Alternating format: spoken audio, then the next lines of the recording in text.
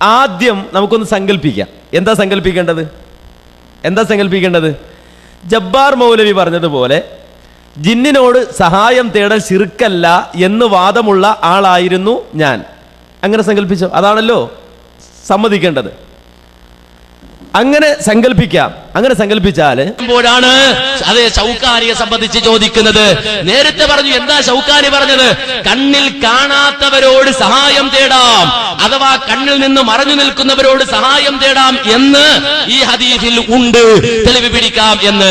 എന്താണ് ഇതിന്റെ അർത്ഥം?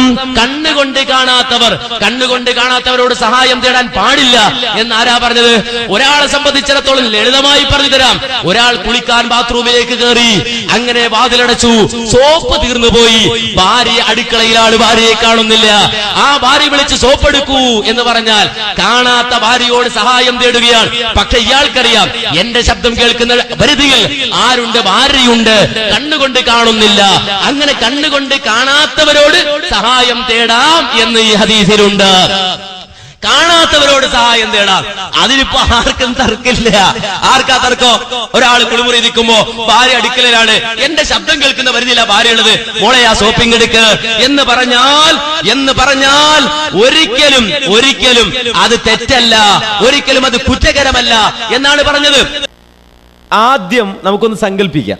എന്താ സങ്കല്പിക്കേണ്ടത്? ജബ്ബാർ മൗലവി പറഞ്ഞതുപോലെ ജിന്നിനോട് സഹായം തേടൽ ശിർക്കല്ല എന്ന് വാദമുള്ള ആളായിരുന്നു ഞാൻ. അങ്ങനെ സങ്കല്പിച്ചോ? അതാണല്ലോ സമ്മതിക്കേണ്ടത്. അങ്ങനെ സങ്കല്പിച്ചാല് അതുപോലെ തന്നെ ഇപ്പൊ ഒരു സ്ഥലത്ത് മലക്കുണ്ട്, മലക്കിന്റെ സാന്നിധ്യമുണ്ട്, പക്ഷേ മലക്കിനെ കാണുന്നില്ല. എന്നാൽ മലക്കിനോട് ചോദിക്കാമോ? ഒരു പ്രശ്നവുമില്ല. ഹാജറ ബീവി ആ മക്കയിൽ അകപ്പെട്ടു പോയ ഘട്ടത്തിൽ ജിബ്രീൽ വന്നു. ജിബ്രീലിന്റെ ശബ്ദം കേട്ടു, അവിടെ ജിബ്രീൽ ഉണ്ടെന്ന് അറിഞ്ഞു. ആ ഹാജറ ബീവി പറഞ്ഞു, നീ സഹായിക്കുമെങ്കിൽ എന്നെ സഹായിക്ക്. അവിടെ ഒരു ശബ്ദമുണ്ട്, ശബ്ദം കേൾക്കുന്ന പരിധിയിൽ ഒന്നുണ്ട് എന്ന് മനസ്സിലാക്കിയിട്ട് എന്നെ സഹായിക്കുമെങ്കിൽ സഹായിക്കൂ എന്ന് പറഞ്ഞാൽ അത് തെറ്റാണ്, അത് കുറ്റകരമാണ് എന്ന് ഒരാളും പറഞ്ഞിട്ടില്ല, പറയുകയും ഇല്ല. അപ്പൊ കണ്ണുകൊണ്ട് കാണാത്തതിനോട് അതിന്റെ സാന്നിധ്യം ഉറപ്പിച്ച് താൻ കേൾക്കുന്നിടത്ത് അതുണ്ട് എന്ന് മനസ്സിലാക്കിയിട്ട് അവരോട് എന്തെങ്കിലും സഹായം തേടാമോ? അത് തെറ്റല്ല, കുറ്റകരമല്ല എന്ന് കിട്ടും എന്നാണ് ഈ ഹദീസിന്റെ അടിസ്ഥാനത്തിൽ ഷൗക്കാനി പറഞ്ഞിട്ടുള്ളത്.